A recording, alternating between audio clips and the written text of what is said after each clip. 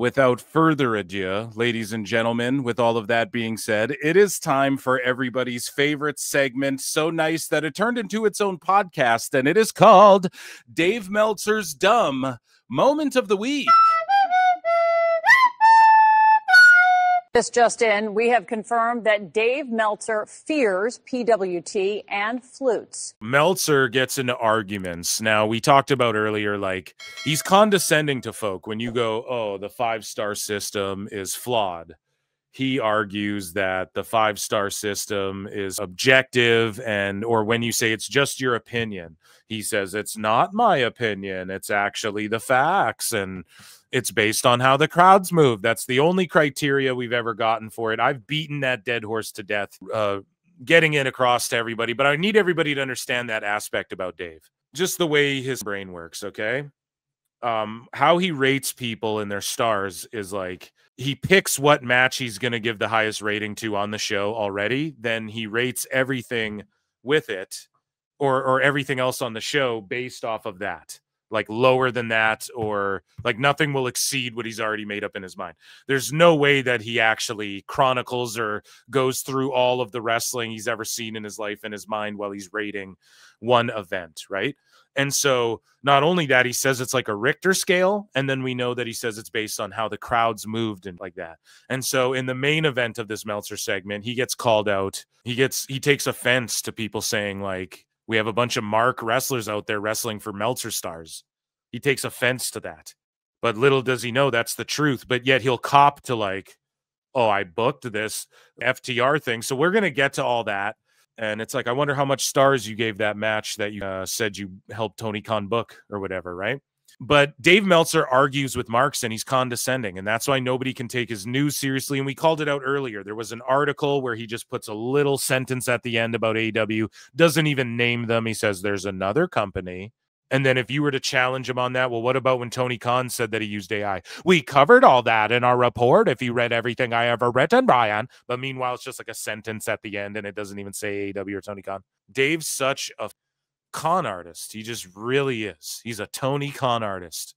And here's him just arguing with people online and being condescending and just showing you that he's delusional. And so here's just a little compilation of those. So this guy here, Colin, says comparing Mone to Shawn Michaels is an insult to Shawn and his incredible career. He wasn't a selfish egomaniac. And then this guy goes, this is the funniest wrestling tweet of the year.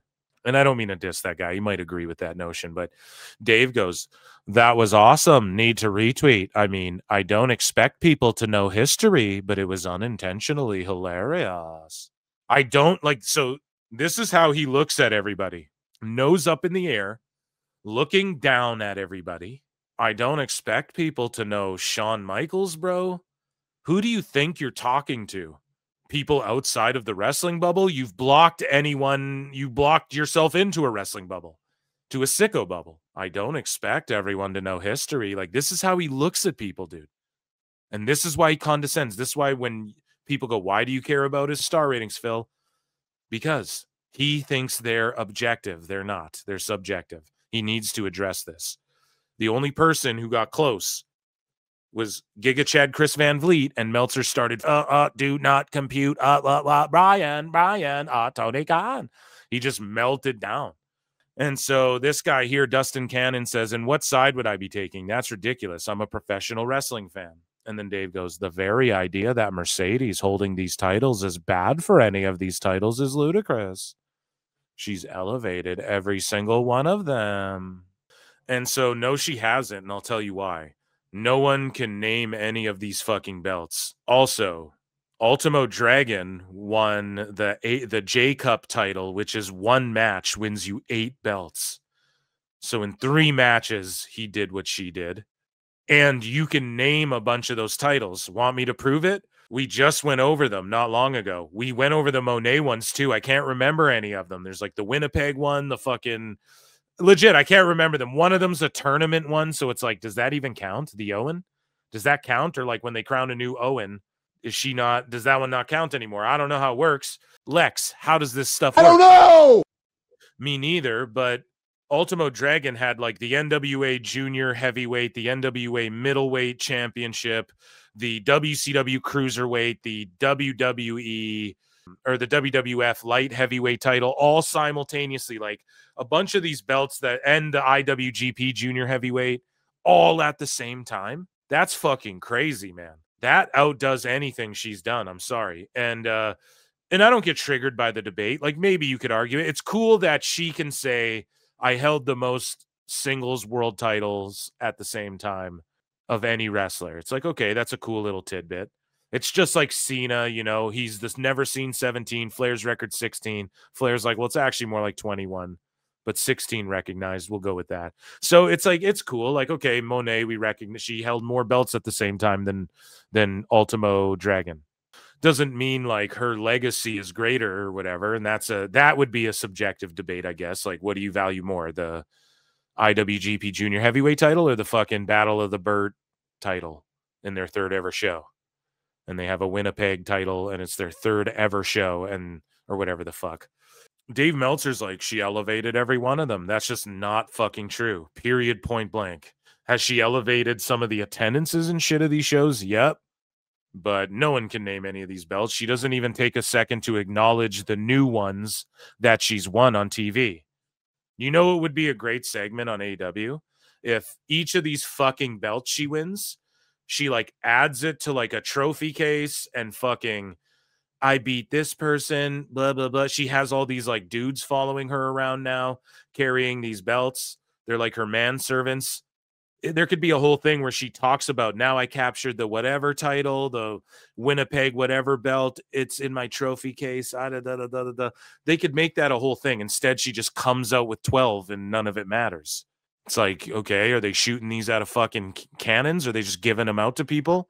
Just doesn't make sense. And so Dave Meltzer talked about Mercedes Monet's match at Wrestle Dream and says, Mercedes' match at Wrestle Dream wasn't announced ahead of time because AEW wanted to have her break the Ultimo Dragon record on that show. But pushing that prior to Friday would have given away that she wasn't losing the CMLL World Women's title to Persephone. Bro, we already fucking, like, we already just knew in she from wasn't. Phil Marks of PWT. He says, I told you so. Nobody thought she was losing Sometimes that title. in life, you got to be a hoe. It's like, what the fuck are you talking about? Nobody thought that was a thing that was going to happen. So Dave just shilling hard for AEW. So here's Tryin' Bryan. Here's what he had to say. And at least he talks some sense, but he has to do it to Filthy Tom Lawler and fucking Lance Storm, a good Canadian buddy. Okay? He has to talk sense to some sensible folk here. He can't do it to Dave. Right? So Crying Bryan's again. Obviously, it helps if Mercedes Moné goes to your indie promotion and wins your title. Like, that's all great. My issue is, like, what is this doing for Mercedes on the actual AEW show that I love Bryan's epiphanies, where it's like a conclusion that we've come to way before. And you know he's listening to PWT. He's probably listening to the show because he fucking blocked me recently. You know, Bryan's, like, pointing out what I've been saying, you know? Oh, okay, what does she go and lose 12 titles? And everyone's been saying that now. I think she will. Well, I actually don't know. I really don't know. I'm not even going to put a prediction out there because I want to give her the benefit of the doubt and think that she would lay down for everybody. Here's the problem, though. If they do a swerve where she drops all 12 to like a Statlander or a Willow, and then they go to all these indies and drop them back to their people, holy fuck, man. That will be the biggest travesty. And Tony, I will roast the fuck out of him and Monet for that if that happens. But until that happens, Monet's actually winning me over by calling Dave a salty mark and all this shit. It's been watch. She's got a bunch of belts. What's the end game? What is the end game to this? She unravels. What's the end game, Bryan? It's just Tony Khan has artificially bought himself into the history books of pro wrestling. So now he can say, look back, because of his money, because his dad invented the bumper for the modern vehicle, he's able to take that money and then buy his way to be alongside the names like Vince McMahon, Paul Levesque, Eric Bischoff, Jim Crockett, fucking Vern Gagne, all the guys, right? And now his name is next to theirs because Paul Heyman, because he is a wrestling booker, pal. And he just artificially earned it by buying his way like Herb Abrams. But he did it at a level and where there was the internet, where the internet smarks had his back. and there was like a cult following that felt greater than it was, and it was greater at the beginning, just objectively looking at data. But at the beginning it felt much greater too, because it was the internet, which makes things like, again, people all the time try to extrapolate what's just internet noise and what's like when you go outside and you touch grass and you look at people out and you interact with people in the real world. How do they think and feel, and how do they react to shit, right? And so again, man, it's the end game is Tony Khan just wants to say Mercedes Moné held the most titles, beat Ultimo Dragon's record. Tony thinks it's like, I'm paying homage to pro wrestling. It's a fucking slap in the face to pro wrestling.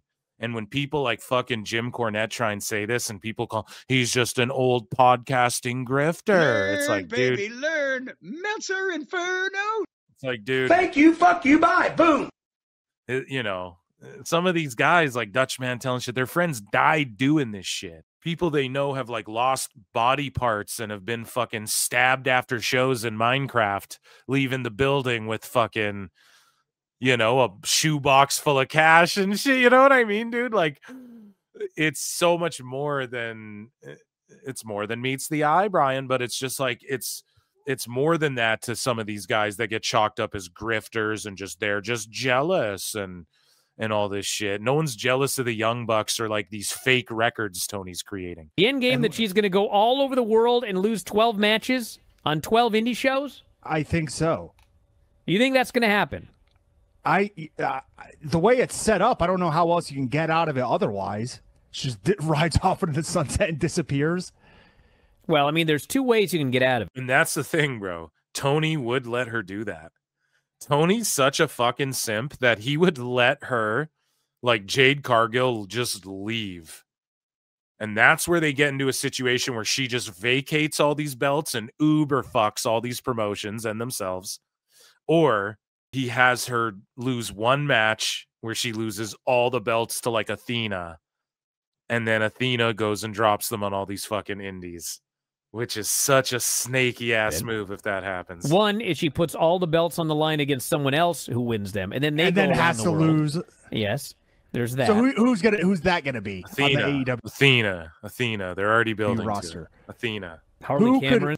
No, not Harley Cameron. Athena, because she's already in Ring of Honor, and Tony will just make her go do fucking indies. Who could beat her and then lose to everybody else? Actually, Harley Cameron or like Billy Starks. If you're really high on Harley Cameron, it actually would be great because number one, it'd be a big win for her, and number two, she'd get a lot of experience going around the world. I know, Brian. Dropping 12 titles in 12 different indies. And then just smash her career to oblivion, bro? Is that what you're trying to fucking do? Stupid idiot. God, man. Or the other thing is either in real life or in storyline, Mercedes gets injured and has to vacate them all.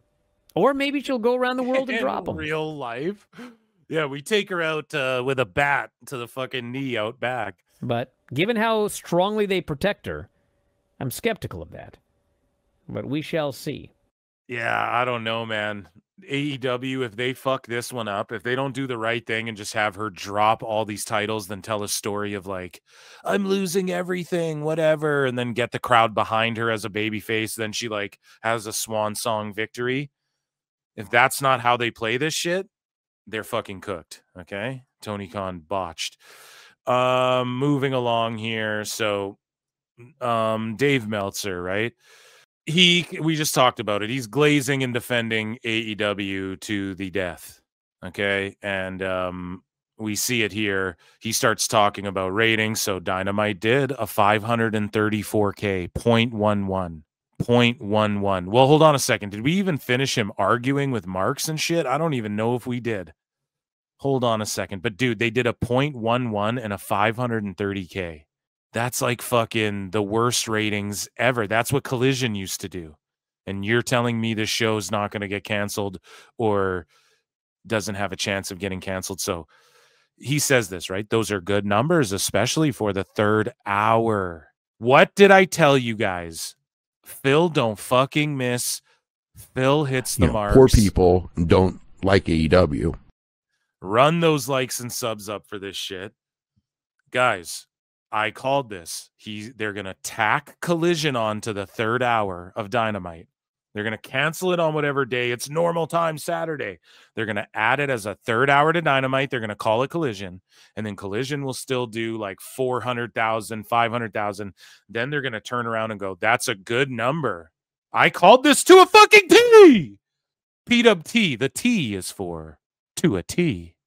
I called it to a T. Dave is going to go, these are good Collision numbers, though. And Tony Khan's going to come out with some fucking fake chart again where it shows the last 3 quarters, Collision's up 500%. But really, it's because they stick it as the third hour to Dynamite and just call it Collision. So Dave is going to play the game where he goes, especially for a third hour of what? Collision. Those are good numbers. Dynamite did this. Collision did 400K, 0.11. Called it, man. Those are good numbers for Collision, aren't they? Holy. So Pete in Texas goes, outside of you, who says it's good? Friend of the show here, Pete in Texas, member of the PWT universe. It's a month in. You fought the first week and said it wasn't that number. They had the NXT head-to-head loss. There isn't enough to tell if it's good or not, right? So Pete talking that shit. And then Dave actually responds up here to Pete. Dave goes, everyone with a brain, Pinky and the brain. Brian's like, what are we doing tonight, Dave? And then Dave's like, the same thing we do every night, Brian. Try to take over the wrestling world. Oh my God, it's the greatest thing I've ever seen. It's Davey and the brain. It's Davey and the brain. One is a simp, the other's insane.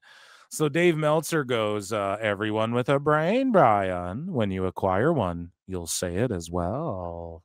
Oh, shit. Coming in hot on my boy Pete and TX, man. This ain't the week to be doing that, Dave. You're going to regret that one. That's my boy. Okay. And so Raj Geary pipes in and goes, wait, a 0.11 even with the new system is now good for Dynamite? Get the fuck out of here. It's pretty crap at best, pretty shitty at normal. And that's just it, man. Dave's such a dummy. Yeah. Like, he's such an idiot. Like, bro, call out that Dynamite's doing Collision numbers from 2 years ago, which were Rampage numbers from 3 years ago or whatever, right? Like, this Rampage went off the air, Collision's next. They're going to try and tack it onto that third hour of Dynamite. And by the time this sale goes through, like, I could just see the shit getting canceled and ending up on fucking Pop Network or Destination America, like TNA. That happened to TNA. AEW's not going to die, man. It'll be on YouTube, ran out of Tony Khan's backyard. I've had people, I said AEW's fucked this week. People melted down. All these sickos. Oh, well, it'll survive. What makes you think it'll never survive? I've always said it will survive. I'm the one who literally makes the best argument for that being the case, but it won't survive in the form it's in right now. TBS and TNT might go, let's get this thing the fuck off the air. Yeah, it can stay on our streaming if you guys want, but we're not going to put it on TNT anymore. If Warner sells, that could totally happen. Why can that happen to TNA? And I can make fun of them being on the Pop Network. We're not allowed to make fun of fucking AEW when it happens. That's such a cult mentality over there. So Dave just boom roasted, right? And so he just fucking gatekeeps for AEW more. And we talked about the ratings. Here's Trying Brian talking about, with the WBD for sale, AEW ratings have never been more important. And now this is where all that shit Dusty Dave has been talking. They make all this money, Brian. The ratings, they've all went to HBO Max. Now it's where we really see if that shit he's talking is true. And he's not writing like 10 million articles about it. He doesn't even care about it. And a move has been expected for quite... Dave Meltzer, that is. Like, where's all of his articles? Like, holy fuck, I study the business. Where's him? Like, he's just waiting to see what happens and what everyone else reports on so he can report it from other areas that the IWC doesn't look at, and then he can try and report it as his own. He doesn't know what the fuck is going on with any of this TV deal stuff, or this is the biggest story right here when it comes to AEW. Quite some time, Warner Brothers has officially put itself up for sale. WBD, obviously the primary media partner of AEW. They've turned down Paramount 3 times, by the way. They are doing, quote, a review of strategic alternatives to maximize shareholder value. There's an update I doubt Dave had for you. Which is another way of saying they are looking to be sold. Everyone's asking what this means, and the answer is we don't know. We don't know anything. But, you know, there's a reality We here. don't know anything. So you didn't read Nicolo Piccolo's thread, buds? Like, what are we doing? He told you what is going on, and you didn't even fucking read it? Holy shit, man. You guys are really that sour grapes? Hey. Let's just be fair. We got Fucking Nicolo Piccolo, dude. Listen. Read his shit, dude. Like, he fucking... No one knows what's going on? He explained it for free. Could have fucking charged $20 a month. And fucking sold a course on what's going on, and you assholes didn't read Which it. is... Oh, man. Everyone that says you don't need to care about ratings, I hate to break this to you, but actually you do. Boom. If AEW... Boom. Even Bryan saying you do. Now, you don't in the way where it's like, well, everything's on streaming. And if we're to believe Bethel and Dave and everyone, then there's a bagillion people streaming it. So what's that, right? But that's not the case. And now Bryan has to, like, he has to say it now. He has to admit it. He has to sit here and be like, here's the thing that and if I can't say this in front of Dave, because he'll tell me that the ratings don't really matter because they'll all just go to Max and Amazon. Can manage to stay in the top 5 on cable. And, you know, they're doing very, very well when this sale goes through or when 2027 comes along and the deal's up. I think they're fine. Even Bryan, top 5 on cable. I think they're fine. Dude, top 5 when Dave, he just goes, they were only behind Fox News. Right? Even Bryan's like just owning Dave here. But the problem is, if the show is not doing well and WBD sells, and whoever buys it isn't doing. The problem is, if it isn't doing, it's not. Eyes It's look done. It's cooked. at how It's the show over. is doing, and they're Game like, over. "This show, It's canceled. it's on too YouTube. Go to expensive based Patreon. on how it's doing, and it's done. It's a They're going to Patreon need to show. find a home elsewhere." Patreon on a pole match. It's done. It's cooked. And a movie's been expected for $14.99. It's going to the fucking Observer website. You guys are live streaming every event, dude. So again, even Bryan can acknowledge it. You know, there's other random just defenses of fucking glazing and defending AEW and the ratings and all this. But here is Dave Meltzer and Bryan Alvarez tossing back and forth whether AEW should move their pay-per-views to the afternoon. We've heard them argue about this. I just think it made them look like pussies. And then now at the end of the year, we're seeing WWE had no more plans. So all that doom and gloom, all that they're going head to head, and then this whole last few months, they didn't go head to head with AEW. Why? Because that was all just bullshit they made up to try and galvanize sickos, to get them mad at the Fed. And now they're talking about, should they go earlier? Well, let's see. The crowd was really, really hot until they got tired because the show went too long. AEW. Damn, even Dave said that the fucking show went too long, Tony. To do shows in the afternoon, or they need to do shows that are shorter. The show was too long. So again, I've been right. All the sickos who attack me and go, you're just TikTok brained. You don't like pro wrestlings. We really like pro wrestlings and McGrapples and real wrestlings. All of that's just bullshit. Phil Mark's right again, and they need to do shorter shows. A billion people out there, but I'm going to pat myself on the fucking back. You goddamn sickos. So it's like, we're right again. So I'm right, and I just want what's best for AEW, and you don't. You just want to see bodies hit the floor and people end up needing neck surgery in their 30s. You know, they've done longer shows in the afternoon, and the difference is that in the afternoon you don't get tired. No, you do get tired. Regular people get tired. I know you guys don't care about that. You need to start expanding, or this shit's going to be kicked off TNT, and you're going to be going back down to fucking 4 pay-per-views a year, which is what Tony should be doing. And in the evening, especially, I can just imagine, you know, Eastern time and Central time, but Eastern time in particular, because this thing ended at 12:30, and it doesn't need to do that. Just do it in the afternoon. I mean, we've already proven that it helps your. We've already proven. European buys doesn't really hurt U.S. buys. The show was. It doesn't hurt U.S. buys. No one's proven that. Dave just said the pay-per-views are up. Meanwhile, with Switchblade hasn't proven, but I think has proven more than you've proven when Dave goes, a pay-per-view source says, and he's the pay-per-view source? And the Observer reports that a pay-per-view source says something and Dave's the pay-per-view source? That doesn't count. That doesn't count. What Switchblade's able to do is look at social media trends and look at how many people are watching it in the chat live on the fucking YouTube. That's the biggest streamer in the world. And Dave doesn't even think of things like that. He doesn't even study and learn the business or eat enough Wagyu beef or listen to Taylor Swift enough at McDonald's to understand the football business, Patrick Mahoney. Too long. But the difference in this show was that they ran in St. Louis, and the St. Louis Commission had a bunch of restrictions. And those included no bleeding, no brawling in the crowd, and... They did bleed and brawl in the crowd. There was no crowd brawling. No one went in the crowd. Oh, my God, and Dave. Well, they did do these things that are supposed to be illegal, and I'm just going to stoop and I'm just going to tell on them. And then when people tell me I'm bad for AEW, I'm going to be like, sue me then. I'm going to be like, fuck you, Bryan. It's like, Dave, quit blowing up everyone's spot, bro. And the only bleeding was in the Derby match when they did a blood capsule at the very beginning of the match. But because of that, it's like, and then Bryan, you didn't have the blood... they're doing a blood capsule. Real wrestling. Go and tell the sickos, hey, they did a fake blood capsule.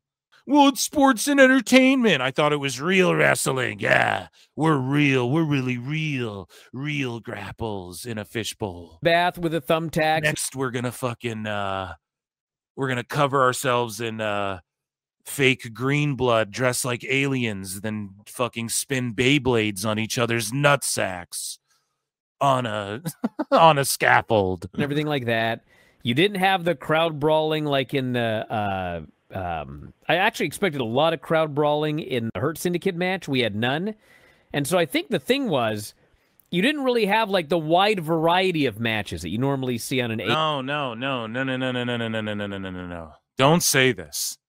Wrestle Dream was a decent show, man. It was better than All Out. You didn't see the wide variety. There wasn't enough hardcore bullshit with just the fish tank. I really wanted to see him snip a rat trap on his pinky toe and get pushed down a flight of stairs. What the fuck is your problem, you sick son of a bitch? It was they just had singles and there was a lot of tag matches. I'll say that. There's a lot of 2-on-2s, and they just had singles matches. Like for once, it was mostly just wrestling and not like 7 hardcore matches. Shut the fuck up, Jesus. AEW show. It was just wrestling match in a ring, wrestling match in a ring, wrestling match in a ring, wrestling match. And by the women's... That's what the pay-per-views are for. And when they do different shit, like in NXT, you fucking fake cry about it, Bryan. You're a phony. You're a phony fucking baloney. This match, it was like, we've seen a lot of matches with not a lot of variation. So I think that might have played a part in it. No, it's just you AEW fucking fans. Oh, we're wrestling fans. You fucking AEW fans don't just appreciate when people have matches. It's got to be bullshit. There's got to be rubber chickens sticking out of asses and fucking girls slapping each other with pork chops in the tits while they're bleeding. It's got to be all this weird shit. Or you guys are like, oh, whatever. Rizzler's got to get fucking dunked in a fucking a vat of chicken grease and escape from alligators, right? Like, you guys need all this weird shit to make it memorable because there's no stories to sink your teeth in. None of this shit matters, just like I said. Okay, Darby beat Mox. Who cares? Hangman already beat Mox and took the title. Nothing changed. On Dynamite, what happened? Nothing changed. Mox is there. No selling a death match. Fucking doesn't even get reprimanded for trying to kill someone in Minecraft on the pay-per-view. And the what are they called? The Bumbleclaw Club. They just do a bunch of other bullshit. They're just like beating people up, interfering, acting tough. They're just doing the same shit they've always done. Nothing changed. There's no growth. There's no like new story. There's no beat to this. They're just still running rampant. None of it matters. The crowd was really, really hot. Shut the fuck up, Dave. So, in more AEW news, not even a dislocated elbow can stop Roosh. So we talked about this before in AEW news on PWT live show every Wednesday and Saturday. But yeah, Roosh, I guess, dislocated his elbow getting in the ring and then still wrestled his match. Well, the real story here is Roosh This freaking Roosh jumps in the ring and his knee pad gets caught on the ropes and he takes a bump, an accidental bump, and freaking dislocates his elbow. And this dude who never sells, he is in pain. And he's like, he is in so much pain. He still makes a save. And then they end up going outside, and I forget who he was out there with. I think it was Shibata. Shibata's trying to do a spot, and Roosh is having none of it. He's just in so much pain. I was like, oh my God. I watched it like 4 times. Like, what did he hurt? He hurt his wrist, his hand, his elbow? What happened? So it turns out he dislocated his elbow falling down. So they have a post-match brawl that they need to do, and this frickin' dude pops his own elbow back into the socket, Jeebus, hits the ring, and does all of the spots that he's supposed to do. And yeah, Roosh is a bad motherfucker, man. And this is a guy who will go to that length, and I'm not saying he should. He'll kill him. He'll delete himself for you, Tony Khan. Push him, and usually Tony likes guys like that. But again, for whatever reason, he's just not pushing Roosh. I've been saying, go back to PWT episode 1. I'm fucking like, dude, I love Roosh. Yeah, I mean, that's a loyal mother. It seems like he's been getting banged up lately, though, no? We're not even seeing him that much. They just keep him in LFI, different versions and incarnations of LFI. Or LIF, LFI, LIF. I can't remember. Apparently, like... Los Facción Ingobernable. Yeah, LFI. They went to the back, and almost nobody knew about it. Like, I asked around yesterday, because I saw that he got hurt. But then, like, he got hurt, but then was wrestling afterwards. I was like, what happened here? Was he just selling? So I was asking around, like, nobody knew. And finally, I found somebody, and they told me the story. And it was just crazy. He popped his elbow back in. And then, next day, gets on a flight and flew to Mexico to wrestle L.A. Park and his 2 kids. What an insane person. He is a madman. Yeah, that is pretty nuts. David Otunga talked about the Andrade issue, right? So Andrade had this legal situation. You know, Dave Meltzer tried to blame WWE for it, basically tried to blame WWE for Kota Ibushi's injury as well. We covered that last week on Double DMW. And David Otunga has a YouTube channel, and he used to be a lawyer as well, I think an entertainment lawyer. And so he spoke up about this, or he just made a YouTube video about it. And he said that Andrade could win. Now, we broke down what he said in his video on the last live show, PWT live show Wednesday and Saturday night. But David Otunga was kind of, I don't know. He basically said that Andrade could win and the court would rule in his favor. But I'm just like, dude, there's a reason independent contractors don't do this shit, because it only benefits. Everybody wants to become like Roman Reigns. When you're Roman Reigns and you're an independent contractor, it's way more beneficial than the mid to lower guys and shit. And so that's why nobody teams up and does this union shit. They're never going to do it. They don't do it in the UFC. They don't do it anywhere. But David Otunga is like, a judge would rule in his favor. And my suggestion would be like, just don't fucking sue WWE and TKO and UFC and all this shit, right? Like, these are big fucking companies we're talking about. Like, dude, just don't even, just tell Tony, pay me to sit at home for the next year. They're cool that I'm under contract. I just can't be on TV. So you're going to pay me, and I'll fucking not get you involved in this mess. That's basically, if I was Andrade, that's what I would do. Maybe some people are like, well, that's dumb. That sounds like blackmail, and that's bad advice. Obviously, I wouldn't be like, you're doing this or this, right? It would be, Andrade has rapport with people. These are business relationships he has, right? So I digress. Here's David Otunga's idea, and Dave Meltzer's going to try and mock a man who's infinitely more intelligent.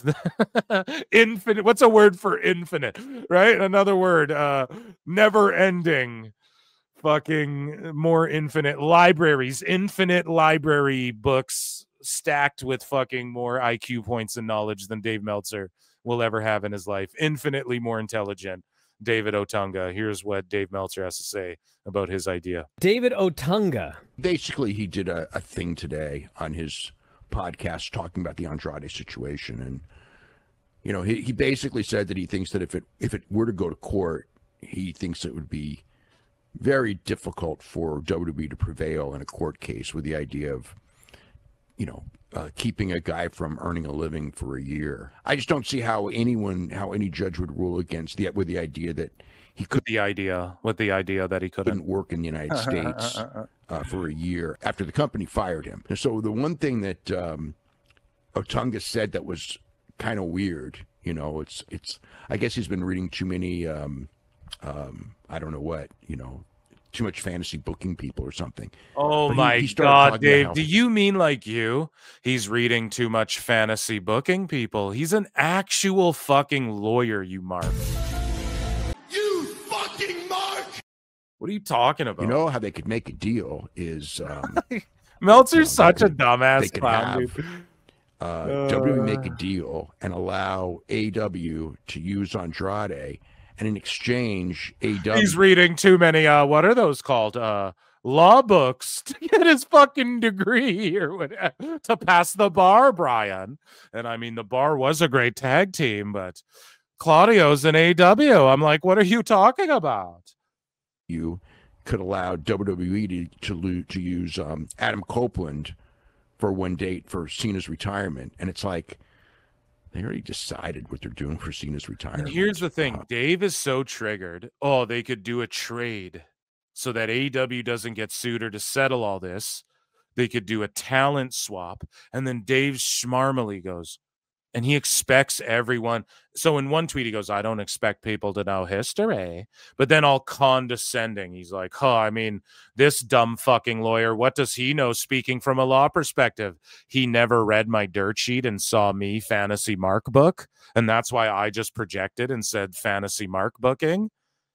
Fantasy mark stuff. Oh, so you're listening to PWT.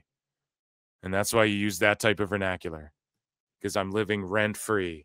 I've got you felted, Dave. And so Dave is sitting here fucking all condescending. Oh, he doesn't know that I reported that they already have their plan for John Cena. Okay, but what happens when that plan changes and it's not Gunther, Dave? And then you just go, well, plans change. And at the time, it's what it was. They had their plan.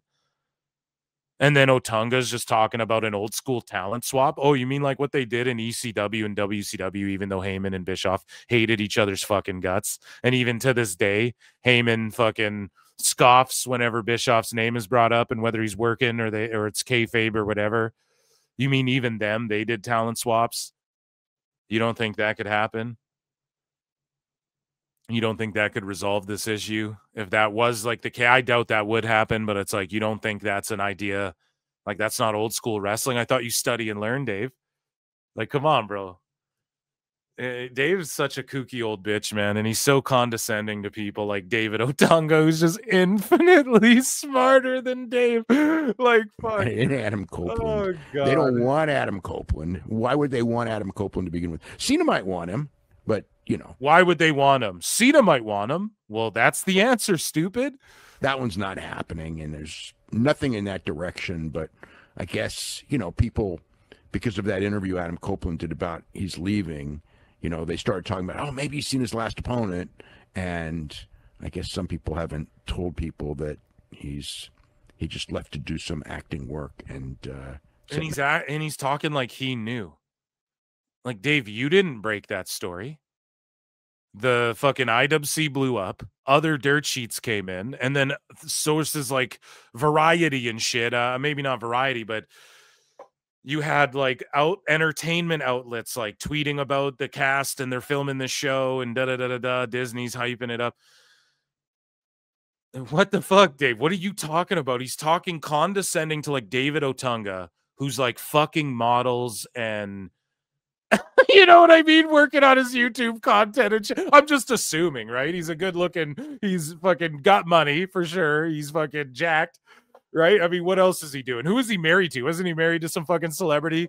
He's out there like banging fucking chicks in LA and like going to entourage parties and shit. And you think he's reading your I guess some people didn't tell him. He's just, right. Otunga's saying legally you could do like a talent swap. Like, okay, the way Christian Cage went to TNA and then Ric Flair went to WWE and like a Hall of Fame swap or whatever. Swap out. That's what Otunga's doing, swapping bitches out. Swap out. Get out. Hop out. No, but everyone go check out Otunga's YouTube channel as well. I just lost my train of thought. Sorry, I'm cracking myself up over here. Dave's fucking he's bugging, okay? That's all it is. And he's talking about, like, Edge goes and does Cena's retirement, and then they just let Andrade go to work for AEW. And that's a good trade. And then Edge can go back and work for AEW too. It's just a little trade for both companies. I think that's a great trade for both companies. You get Andrade right away. Obviously, you hired him because the best guy's Tony Khan, and he has plans to put him in a match with Omega and push him and make him like he's a star on our show. We hired him for our TV show. Hopefully, he's a TV star for us. Right, Dave? Otherwise, why did Tony hire him, right? Logistically. So let's get Andre to work, right? Andre the Giant. Let's get Andrade back to work right away. And then let's Edge have a one-off, and then it does nothing for, it just helps WWE, which, like, who gives a fuck? And then Edge can show up in WWE as Edge Adam Copeland. And it's the same music and shit. That'd be a good trade out, you know? Moving along here. I just think Dave he just thinks he's smarter than everyone. So Dave just defending his son, Tony Khan, here. Right? And we're going to get to that in a second, but he also just glazes the Bucks, right? And we talked earlier about stars. Keep that in the back of your mind. And we're going to keep this little bit here in the back of your mind as well. Listen to how Dave talked about Stephanie Vaquer earlier when he's like, it's all pre-programmed. The Bucks go out there at Wrestle Dream, do the same fucking moves they've been doing for the last 10 plus years. And Dave Meltzer says this about their match. So that went too long too, by the way. It was actually a decent match, then it just went way too fucking long. Went fucking 4 false finishes. Young Bucks Jurassic Express, $500,000 going to the winner. This match was fantastic. It's like we have not seen Luchasaurus or Jack Perry have a match this good in years. And obviously part of it was being in there with the Young Bucks, but it was also what they did. Like, this was the best working Luchasaurus I've seen. Jungle Boy. Why? Because, like I pointed out during the PWT watch along on PWT Sicko Saturday, where we watched Wrestle Dream, and I pointed out how they're going slower, they're using psychology. Luchasaurus is wrestling like a big man. He's not doing these fucking moves he doesn't need to do. The Bucks are just selling their asses off.